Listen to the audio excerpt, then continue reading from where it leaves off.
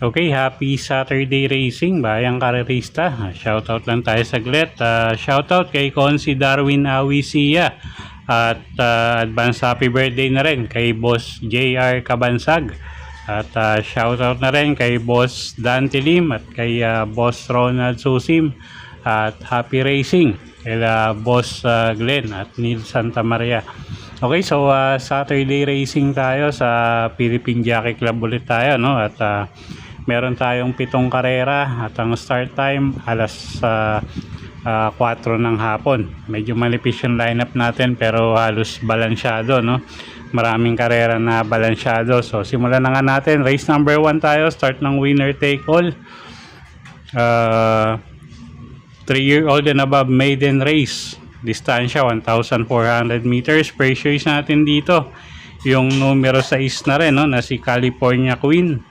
Diyan Alvin Guse yung re-renta dyan from the Patrick Huy stable at medyo mainam naman yung pinakita nito sa barrier niya at tingin nga natin medyo may igito, no? Medyo may kagandahan din yung linyada nito.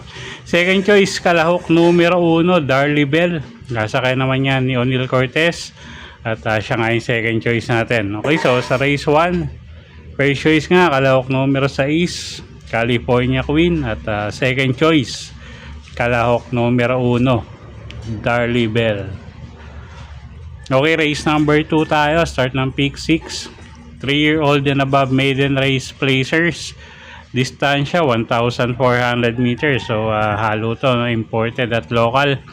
First choice natin dito yung kalahok numero 4 na si Hiroshi. Sasakay niya ni JB Hernandez, isang imported horse. At siya nga yung first choice natin dito.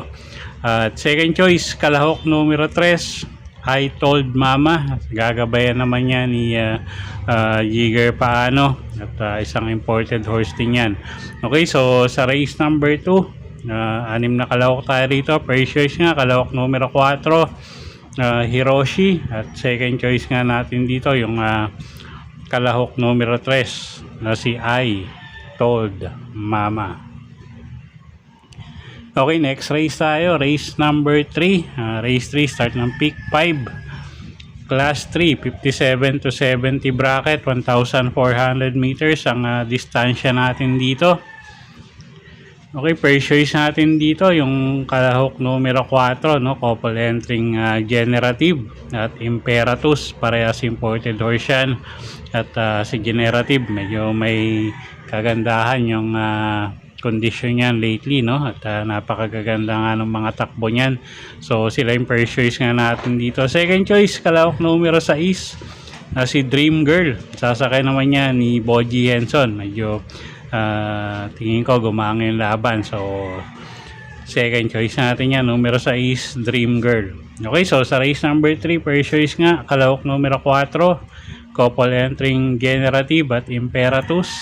Second choice kalahok numero 6, Dream Girl. Okay, race 4 tayo, class 4, 42 to 56 bracket, distansya 1,400 meters.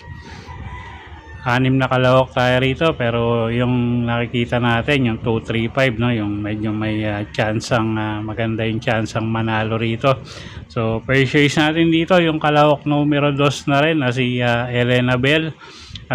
Si Wee Garganta yung sasakay diyan, galing sa bakasyon, pero tingin ko kaya niya yung laban, no? So first choice natin yan numero 2, Elena Bell. Second choice kalahok numero 3 na rin na si Melania, gagabayan ni O'Neal Cortez naman yan. At pag maganda tinakbo niyan, tingin natin malaki rin ang panalo. Okay, so sa race number 4, first choice nga numero 2, Elena Bell. At second choice kalahok numero 3, Melania. Okay, race 5 tayo, class 3, 57 to 70 bracket. Distansya natin dito 1,400 meters. First choice na natin dito kalahok numero 7, Great Sashi. isang imported horse at gumang yung laban nito, no? So siya yung first choice nga natin at medyo maganda pa post position. AR Villegas yung re-renta dyan. Second choice, kalahok numero 2, Modern Legacy, sasakay naman ni JMS Torque. At third choice nga natin dito yung kalahok numero 1 na si Amazing. Okay, so dito sa race number 5, first choice nga natin kalahok numero 7, Great Sashi. Second choice, kalahok numero 2 na si Modern Legacy. At third choice, yung kalahok numero 1 nga na si Amazing. Okay, next race tayo, race number 6. Race 6, penultimate race sa class 4, 42 to 56 bracket. Distansya 1,400 meters. 7 kalahok tayo rito, pero halos lahat to may panalo, no? At nakita nyo naman yung mga preba niyan, hindi nagkakalayo-layo. So kung may korsonada kayong iba, dagdag nyo na lang dyan. First choice nga natin dito, kalahok numero 6, Wild is the Wind. Gagabayan ni AR Villegas, isang diremating kabayo. At siya nga yung first choice natin. Second choice, kalahok numero 4, Paris with Bronze. O'Neal Cortez naman yung sasakay dyan, isang imported horse. At siya nga yung second choice natin dito. Okay, so sa race number 6, first choice nga numero 6, Wild is the Wind. Second choice numero 4, Paris with Bronze. Okay, race 7 tayo. Class 4, 42 to 56 bracket. Distansya 1,400 meters. Okay, paratingan. First choice nga natin dito, kalahok numero 4, Frosty Raven. At isang imported horse from the Decena stable. O'Neal Cortez yung sasakay dyan. Medyo gumaang laban yan. At siya nga yung first choice natin, numero 4, Frosty Raven. Second choice, numero 1, Super Majority. JMS Torque naman yung re-renta dyan, isang diremating kabayo, local horse.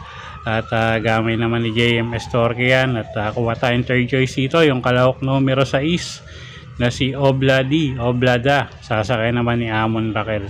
Okay, so sa race 7, first choice nga numero 4, Frosty Raven. Second choice numero 1, Super Majority. At third choice nga natin yung kalahok numero 6 na si Oblada.